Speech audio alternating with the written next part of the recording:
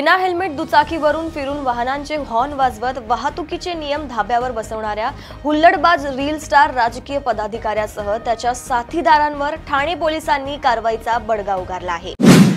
राज्यातील 50 एकर किंवा त्यापेक्षा अधिक भूखंडावर झोपडपट्टी समूह पुनर्विकासाला मान्यता देणाऱ्या राज्य शासनाने या पुनर्विकासात खासगी इमारतींचा समावेश करण्यास परवानगी दिली आहे। स्वामी रामानंद तीर्थ मराठवाडा संशोधन संस्थेच्या पाठपुराव्यामुळे छत्रपती संभाजीनगर येथील क्रांती चौकात स्वामी रामानंद तीर्थ यांचा अर्धपुतळा उभारण्यात आला आहे। रविवार दिनांक 16 नोव्हेंबर रोजी दुपारी 1:30 मुख्यमंत्री देवेंद्र फडणवीस यांच्या हस्ते पुतळ्याचे अनावरण होईल। एव्हरेस्ट बेस कॅम्पवर कोल्हापूरच्या नृत्यांगनांनी भरतनाट्यम सादर करत जगातील सर्वोच्च शिखराला अनोखी मानवंदना दिली। तपस्या सिद्धी स्कूल ऑफ भरतनाट्यमने गोठवणाऱ्या थंडीत विना चपला आणि पारंपरिक पोशाखात हा ऐतिहासिक पराक्रम करत सर्वांचे लक्ष वेधले। आमदार खासदार विरोधात कौटुंबिक हिंसाचार, बलात्कार, खूनसह विविध गुन्ह्यांचे एकूण 488 खटले प्रलंबित असल्याची माहिती राज्य सरकारने मुंबई उच्च न्यायालयात दिली। त्यापैकी केवळ काहींचा निकाल लागला असून 478 खटल्यांचा निपटारा अद्याप बाकी आहे। राज्यातील पूरग्रस्त शेतकऱ्यांसाठी राज्य सरकारने मोठा दिलासा दिला आहे।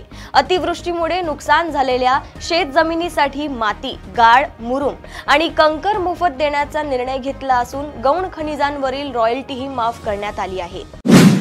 पुणे जिल्हा परिषदेच्या उपक्रमाअंतर्गत ग्रामीण भागातील 25 विद्यार्थी आता थेट अमेरिकेत जाऊन नासाला भेट देणार आहेत। गावाबाहेरही न गेलेल्या या विद्यार्थ्यांना विज्ञान विषयक जिज्ञासा वाढवण्यासाठी ही अनोखी संधी मिळाली आहे।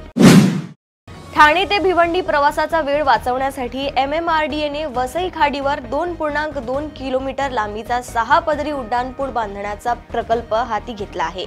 हा पूल कोळशेत ते काल्हेरला जोडणार असून 45 मिनिटांचा प्रवास अवघ्या 5 ते 7 मिनिटात पूर्ण होईल। छत्रपती शिवाजी महाराज टर्मिनसवरून 6 महिन्यांपूर्वी अपहरण झालेल्या 4 वर्षीय मुलीचा अखेर शोध लागला आहे। MRA मार्ग पोलिसांनी तिला वाराणसीतील एका अनाथ आश्रमात सुरक्षित अवस्थेत शोधून काढली असून तिला कुटुंबाच्या ताब्यात देण्यात आले आहे। महाराष्ट्रात थंडीची लाट येणार असून उत्तर मध्य महाराष्ट्रात आजपासून तर मराठवाड्यात उद्यापासून अधिक थंडी जाणवेल। जळगाव, नाशिक, धुळे, नंदुरबार जिल्ह्यांमध्ये थंडीचा कडाका वाढणार आहे। तसंच राजधानी मुंबईतही किमान तापमान खाली येण्याची शक्यता आहे। प्रदेशातील अशाच टॉप 10 बातम्या मी साक्षी आपल्यापर्यंत पोहोचवत राहील। तोपर्यंत बघत रहा देशोन्नती। नमस्कार।